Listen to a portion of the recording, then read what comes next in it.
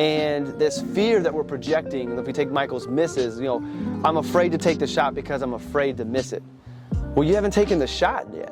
So how do you know you're going to miss it? Like, why don't you think you might make it? And to me, this...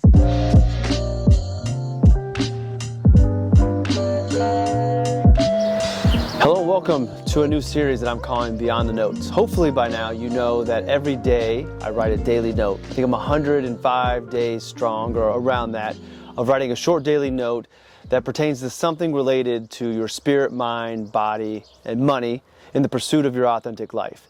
And I wanted to give you a quick background in this first episode, but what we're going to do beyond the notes is we're going to break down the last week's notes and kind of give you some more insight to what I was hoping you would take away from it, thoughts that came away from it after I got done writing it, comments from people, and more. So real quick, since this is the first of the episodes, the daily notes were something that started back in December of 2022. My family and I were down at Marco Island for our end of the year vacation. I no longer want to be in cold Indiana for New Year's. I want to be somewhere warm. And while I was down in Marco Island, every morning I would get up, I'd head down to the beach, I would do my Wim Hof breathing, I would meditate, and then I would journal. And for whatever reason, I decided in the evenings and afternoons I was going to take some notes on my journaling, kind of process it since I had the time. And as I was reading them, I thought, these aren't actually that bad. Let me put them on my personal website and see what people say. The feedback was good, but more importantly, I really enjoyed it because the process of writing down what I had journaled and revisiting it helped me process those thoughts and learn more from the journaling, which is from the meditation. So it's kind of more steps getting into more of what I think in processing my thoughts. And I decided after listening to some podcasts driving down that I was just going to commit to anybody who wanted to read these to write a daily note every single day. I listened to a Seth Godin podcast. He said that when he first got started, his only commitment was that he would write a blog post. He would be there every single day. And I thought, I'm going to commit to being there every single day. I will commit to putting out something that I think is good for that day, but I can't promise it's going to be the greatest blog post every single day, and that's okay. And I had really enjoyed the process, and now we've got about 1,000 people subscribing to the daily notes between the email list and the subscribers on LinkedIn, which is really, really cool. I've been creating content for almost 8 years now, and the daily notes have been the easiest, most exciting, and the content that I've created that's got the best feedback as well, which just tells me I'm in my lane, I'm living my authentic life, I'm doing what I'm supposed to do. So that's the real quick of what the daily notes are. These will continue on indefinitely. I have no plans on stopping, and I actually have something pretty exciting planned for them in the future. I will just tell you that much and nothing more. I'm trying to do some things quietly, which is not normally how I operate or how I operated in the past. So let's get to this week's. We're going to go from April 8th to today, April 14th, and we're going to go through the notes real quick. Some of them I'll spend more time on, but I just want to bring some attention and kind of give you some thought behind the why or what I learned from it. And we'll go to the 8th, which was Seneca on time. And I wanted to highlight a few of his quotes and then kind of back into it. Before I get to that, Seneca is one of my favorite Stoics. I actually have him tattooed on my forearm. I've got Marcus Aurelius right here, who is probably the most famous Stoic, but and I only have half of his face. I've got Seneca fully on my forearm, and I really like him just because of his unique views on time and some of the ways he talked about it. And he also was a Stoic that I think I would have identified with back in the day because there was a good mixture between what he talked about, life and time, but also enjoying the moment, which is kind of how I am. I would say that Seneca would be more okay with some materialism than other Stoics, which is in line with who I am and what I'm about. So I read a lot of his stuff. I've got his books and things, and there's some quotes I want to highlight. The first one's a little bit longer one, and it's probably one you've seen before, but there's a lot to unpack in it. It says, "It is not that we have a short time to live, but that we waste a lot of it. Life is long enough, and a sufficiently generous amount has been given to us for the highest achievements if it were all well invested. But when it is wasted in heedless luxury and spent on no good activity, we are forced at last by death's final constraint to realize that it has passed away before we knew it was passing. So it is, we are not given a short life, but we make it short, and we are not ill-supplied, but wasteful of it. Life is long if you know how to use it." And basically there all he's saying is that we have plenty of time. Even though we don't know how long we're going to have this experience of life, we were given plenty of time and we waste a lot of it. And I'll raise my hand first and foremost to say that I have been guilty over the years of wasting time. I still waste time today, but I am much more mindful of it. And you shouldn't be surprised that I am very interested in this concept of time and our mortality in life, because Pursuit, which is the On Our Pursuit and the brand where I kind of put some of the products to help people find their authentic life through, the T stands for time. We only have so much time. We don't know how much time we have, and rather than waste it away, we should maximize it. And if we're going to maximize that time, that's where this concept of the authentic life is so important, is that if we only have so much time, let's live the life that we feel we're supposed to live, not the life that we think others are telling us we're supposed to live. So that's why I'm so obsessed with time and maximizing and making the most of the time that we have and minimizing the regret. So that's the quote from Seneca you probably have heard before. There's two others, but the last one is the one that really kind of like punched me in the gut when I read it. And it was the first time I've seen this one. I don't know how I've missed it in the past, but it just jumped out to me this time, and this must have been the time for me to read it. Often a very old man or woman has no proof of his or her long life other than his age, which means they just went through life and didn't accomplish anything. And I would encourage you, as you think about that quote, whatever you want to have to show for your life, to show people that you were here, that you existed, that you just didn't go through life and not accomplish anything, it's not about accomplishments for others. It's not about trying to obtain certain levels of respect from others or recognition.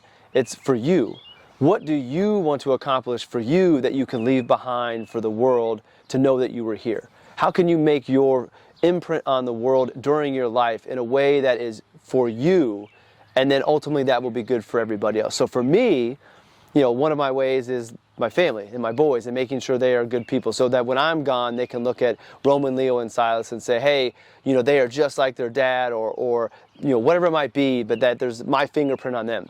I have my fingerprints on my clients. But more importantly now, today and going forward, a big part of what I want to make sure that I don't have little proof of my life is this idea and this concept of helping all of you find and live your authentic life, helping you connect spirit, mind, body.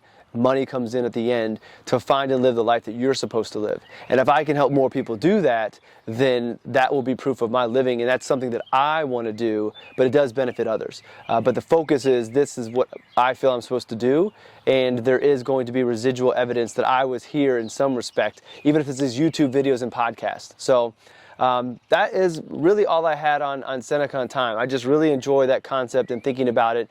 And I think it's a good exercise just to remind yourself that we only have a finite amount of time, and we don't know when that's going to be. So are you living the life? Are you doing the things that if tomorrow was your last day, you have as minimal regrets as possible? Sit on that and think on that. And then if you're not, make changes within your life to be able to say, yes, I'm doing everything that I want to be doing, or I'm doing the things that I can within reason. And if I had regrets, they would be, A, B, and C. And there's not a lot of things I can do about that. All right, let's go to the 9th. The 9th was Be Like Mike. So when I wrote the one on Seneca on time, Silas had been sick the day before. Be Like Mike, I was the one who was sick. So I was watching the Netflix documentary, The Last Dance, on the day before I wrote this. And there was a quote that came up. Michael Jordan's my all-time favorite basketball player. Kobe is right there.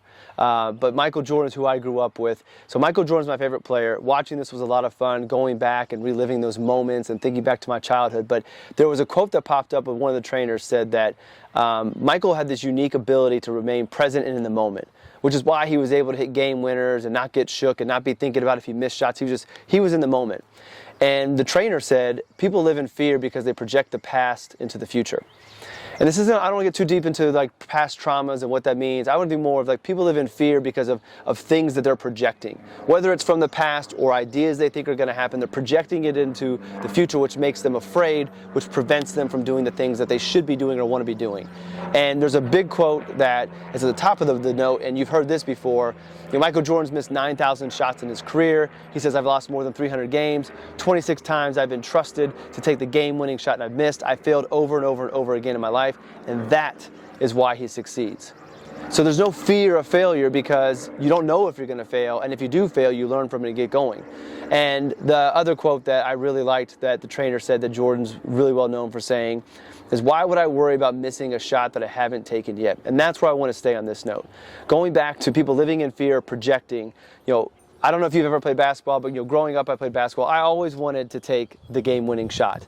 I didn't think I was going to miss. I was confident in my skills, but I was never afraid of missing.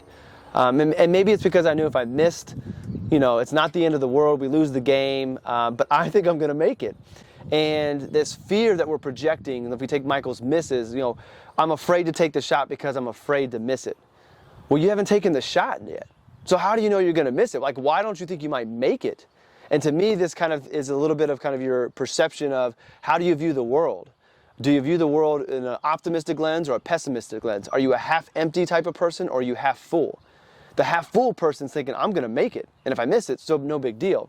But how many things in your life are you wishing you were doing, not doing, because you're afraid of what you think might happen? Afraid of what you might think. Like, it's not even guaranteed that it's going to happen. We can go down the quantum physics world and say if you're thinking it's going to happen, then it will happen, because that's what you're going to attract to you. But don't be afraid to take that shot, because you don't know. So the shot hasn't been taken, so there's nothing for you to fear. All you need to do is just go through the motions and take the shot, and what will happen will happen. But don't fear what might happen to keep you from taking the shot, because you have just as great of odds as making it as you do miss it. And if you've been doing your reps and doing your planning, if we move away from basketball to taking a risk in life, if you've been planning and preparing for it, then you have increased your odds of making that shot. So there shouldn't be anything to fear. And identify the things that might go wrong if you don't make the shot, if you don't get to whatever it is you're trying to go to. What's the worst case scenario? Probably not that bad. Probably not going to be the end of your life. So eliminate that fear, but don't let that fear of something that hasn't happened yet keep you from doing something you should be doing. And again, remember, law of attraction. If you're fearing something, you might just be bringing it to you because that's the energy you put it out. All right, let's go to the 10th. And this is acceptance. So there's a series on Disney Plus that has Chris Hemsworth, the guy, the actor who plays Thor.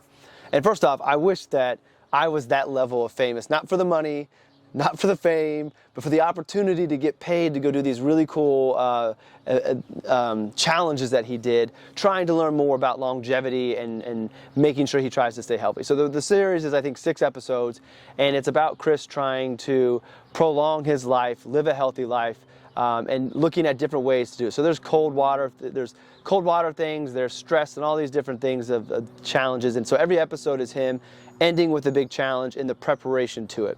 But the episode I want to talk about is the last one, and it's about acceptance. So in this episode, without ruining it, he spends a few days in a basically like a assisted living facility, and they put this kit on him that makes him feel like he's aged. So he can't see very well, he can't hear, he's got Crocs on that make him wobbly, and all this stuff to make him feel like he's 85 years old. And the reason for this is, up to that point in the series, everything has been about all these biohacks to try to, bringing ourselves to live a longer life, healthier life. So the cold water, the nutrition, all these different things. You can do all the biohacking you want in the world, but the reality of it is, Father Time is undefeated. You will not beat him. So you can do all of those things and put yourself through stressors and stress about getting older and stress about wrinkles coming and all these things, or, as this last episode tries to make you realize, or you can just accept. You can accept that we're all going to get older. We're all going to age. We're all going to slow down. And eventually we're all going to die. And hopefully we all die at an old age and have a good, healthy, high-quality old life, and we just die in our sleep when our time is here. But you have to accept that you're going to age. And it doesn't mean you don't do those other things, but until you accept that at the end of the day you're going to get older, you're going to slow down, you're not going to be able to age as gracefully as you might want to. And maybe it might even be you don't need to do all of the biohacks. Maybe you just do the basics. Take care of yourself. Work out, eat healthy, walk, drink water, get enough sleep, be around people, get sun, be outside in nature, have good healthy habits, and then accept that you're going to get older. I think these biohacking things are great, and I'll be, honest, I am interested in doing some of them myself. Like, I want to live a long life and a healthy life. I want to do the things that I can, but I'm not going to go so crazy to create this very stressful life that I have to live this regimented schedule so I can be as healthy as possible when I'm 95. So I think that for most of us, the acceptance is really important, and then if you combine that with really good habits, in pursuit, S is for self, and that's part of that is taking care of yourself. If you take care of yourself and do the right things and then realize, hey, I'm going to enjoy this process of aging, and rather than be afraid of getting older, I'm going to enjoy the getting older. I'm going to be present in the moment as I get older. It will lead to a more graceful aging process, and you will probably be happy, and I will be willing to bet you'll probably be in better health in the future. So I really enjoy the series. I watch it periodically just to be inspired and to hear some of the stuff. But the last episode, and it's intentional that that's last, is that you do all of these things, but until you accept, you're never really going to be able to age gracefully. So acceptance is April 10th's daily note. All right, let's go to the next one. Good company is better than going alone. This one will probably be kind of short, but I started reading Leonardo da Vinci and by Walter Isaacson. Big old book, but it's about the history and the life of Leonardo. And as a creative and somebody who is getting more and more interested in studying creative people, the book is fascinating. But there is a quote in there early on where Leonardo says that drawing in company is much better than alone. And I wanted to highlight that because, when you go on your pursuit of your authentic life, you might feel alone. Don't go at this journey alone. We are people, beings who are meant to be with other people. We're creatures that naturally form community. What I wanted to highlight is as you find your community, make sure there are people who are pushing you in the right direction. The saying, you're the average of the 5 people you surround yourself with. Are those 5 people that are moving you towards your authentic life? Whether or not they're on the same path, that doesn't matter. Are they encouraging? Are they supportive? Are they loving? Do they want to see you happy, moving in the right direction? If so, great. You've got a great community, whether it's 5 or more. But if you're surrounded by people who are unhappy, pulling you down, telling you can't do things, then you need to make sure you remove yourself from that community, from those people, and surround yourself. Because you can't go at it alone, and you certainly can't go at it with people who are trying to keep you from reaching your authentic life. And eventually you have to realize as well, it's not your job to save everybody. And that's a hard thing to come to because especially if it's people that have been in our lives a long time, maybe it's family, people we care about, we want to see them happy as well. There's only so much you can do. You can't make somebody make changes and become happy. So don't let their unhappiness, don't let their frustrations keep you from your authentic life, and don't go at it alone. And that's why you're seeing in today's world communities pop up all over the place and be so popular. Community is a very hard thing to create from a product or a service standpoint, but it's because it's so important. And if you find the right community, that's great. And maybe the answer for you is an online community. Shout out to my AGC family. That's a community for advisors growing through community. We have 170 advisors who collaborate together. It's an awesome place. It's great. For financial advisors, a lot of us feel like we're on our own because we might be on our own. We might be a solopreneur. But there's this place to go to where you're with like-minded people who are uplifting and supporting and helping you. Maybe that's the answer, but don't go at it on your own. Good company is better than alone. Good company is the key, not just company. All right, let's get to the 12th. Gracefully letting go. There's a quote I want to kick this off with from the Buddha. So Buddha said, in the end, only 3 things matter: how much you loved, how gently you lived, and how gracefully you let go of things not meant for you. And this is something that I see in my financial planning practice, but just in general in life. That how many things are you holding on to that are weighing you down that you just need to finally let go of? And I know this is not easy, and I'm not pretending that it is, because sometimes it's people. Sometimes it's paths that you're on. Sometimes it's things you've been doing, you've been investing time, energy, and money into it. But at the end of the day, it's not meant for you, and you need to gracefully let it go. And if you can gracefully let it go, then it'll be easier to move on to the things that are right. And where I think that it becomes easier to gracefully let something go is when you have a reason that is so strong to let it go that it becomes easier. Meaning, if these things that are in these people are holding me back from my authentic life, I've figured out what my authentic life is, and there are people and things holding me back, that life is so important and it's so valuable to me that I'm willing to have hard conversations and gracefully go away from these people. I think it's harder to leave those people, and it's easier to go and leave those people in a less graceful way when you don't have that greater purpose. So that's why it's so important. That's why the authentic life is so important to me, is that authentic life and knowing what you want and knowing that you can have it will give you the strength and the courage to let go of things gracefully that are holding you back, that weren't meant for you. They may have been meant for you in the past, but we're living here in the present. The past is the past. You don't have to keep that with you, and you will be better off. And those things will be better off as well. Because then when you are no longer a part of their life, that frees that time and energy, or that space that someone's taking up, for them to find something that will help them maybe move closer to their authentic life.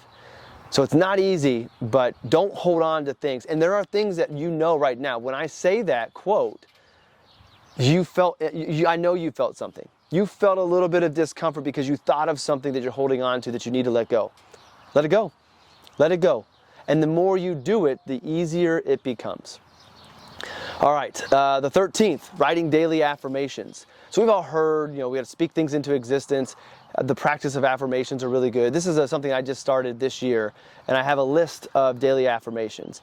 And I have a daily planner I created for Pursuit where you can write out 3 of them. So I write out the same 3 every day. And one of them is, I am a highly sought after paid speaker that speaks on the concept of authentic life and the connection of spirit, mind, body, money. And I stressed the paid because I'm embarrassed when I wrote this. I forgot to put paid in there. And that's a big part of the affirmation. And it's a big part of the post because as I share in this, I've been writing that down, and I'm speaking next week to a group in town, and it is a paid speaking engagement to talk about money from the standpoint of spirit, mind, body, and money. A different way to talk about money.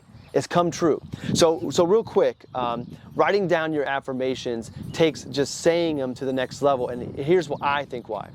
The act of writing reaffirms it. Seeing it helps you believe it. It's one thing to say it. It's another thing to see it. So when you write it down and you actually see it, it hits a little different. Seeing it helps you believe it. And as you see it and you write it, it burns it into your subconscious, and then your subconscious is what goes out to the universe and brings things to you. So you can say it and that's great, but when you write it, it helps you believe it. When you see it more often, you believe it even more. And then the act of writing it over and over just burns it into your subconscious so that it kind of moves from, all right, I hope this is it. I think this can be it. This is going to be it. And this is it. So write down some daily affirmations. I don't think you can write them all down. I think you have to pick maybe the 1 or 2 or 3 that are most important, but write them down and watch what happens. And then when they come, you can replace that with another one that you have. But saying them is good. That's better than nothing. But write them down, and write them down every single day and see what happens. All right, the final one is from today. You don't always have to know. When you go on your pursuit, I've written about chapters. We have chapters of lives that come to an end. And there's a quote that I've said 1,000,000 times. Kendrick Lamar. So we'll start off with this on this one. There's beauty in completion and always faith in the unknown. And he wrote this on a letter when he was telling everybody he was leaving TDE, his record label he's been with forever, to go do some other creative ventures that he has, starting his own label, PG Lang, and doing some creative work there. But when I read that quote, I loved it, because I've always been excited for change. I've always been excited to get to something new and see what might happen and have these ideas of possibilities and then go down the path and see what happens. And I know that I might be a little different in that, and that's not everybody's makeup. But going back to fear, we're so afraid of not knowing what's going to happen next that sometimes we get to a new stage of life. Maybe it's retirement. Maybe it's being laid off from a job. Maybe it's just realizing you're not happy. And then we go try to force something. I've been doing this for so long. This is who I am. This is my identity. I don't have identity. I'm going to go try this, or I'm going to go do this. And you try to force it into it. Sometimes it's all right not to know and just kind of be for a little while. And then listen to your heart. Your heart is your connection to your spiritual life, spiritual self. And your spiritual self is connected to the universe. So through your spiritual self is how you're going to find out what is going to bring you closer to your authentic life, which is your heart. That's why our intuition is always right. Follow your gut. It's all connected. So follow your passions and explore them, or the interests that you have that might become passions. You don't always have to know right away. Give yourself the freedom to explore and try new things and see what it's like to be that version of yourself, and then learn. And then you might get more direction of where you should be going, and then you find this newfound purpose, this new version of yourself to go on going forward. But if you force it, you get in the way of letting things sort themselves out and finding out where you're truly supposed to be. When you force things, it never goes the direction you want it to. It ends up being, the wrong choice, and you come back to where you were. So if you don't know, give yourself the grace just to figure some things out. Don't feel like you're in a rush. And it doesn't mean that you are doing nothing in that time. You might be, if this is a career thing, you might still be working, but you're giving yourself time in other places to figure some things out. Or if you're fortunate to be in a position where you're retired, you don't have to work, just take your time. Figure things out. And this is why planning is a big part of it all as well. If you know this is something where you need to go, plan for it so you can afford to do these things and give yourself the opportunity to go explore. Take a sabbatical for 6 months and see what comes out of it when you have no pressure to figure it out. You just follow your heart, you listen to your intuition, you try new things, experience new things, and then go down the path that excites you the most. Good things will happen, new doors will open, and everything will work itself out. You have to have a little bit of faith. All right. So that is this week's daily notes. So we'll do this again next week. I'm going to record these Friday afternoons and try to get them out so you can check them over the weekend. This will also be on the podcast as well. But that was this week's Beyond the Notes. Hope you enjoyed it. Leave me some comments down below. Comments on the notes, comments on the format, things you'd like to see more of. But I really enjoy this because when I write down the daily note for the first time, it's almost kind of like I'm just getting my thoughts out. And as I do the writing for Twitter and for LinkedIn, I kind of change my message and make it a little bit better. So every time I revisit these notes, I learn more about what it is that I wrote, and I go deeper down my own personal journey. So I have more thoughts than just what I wrote that day because I've thought about it more since then. So I hope you enjoy this. I really enjoyed it. Thanks for tuning in. Thanks for joining me on my pursuit. And as always, it is an honor to be a part of your pursuit. Let's keep pursuing.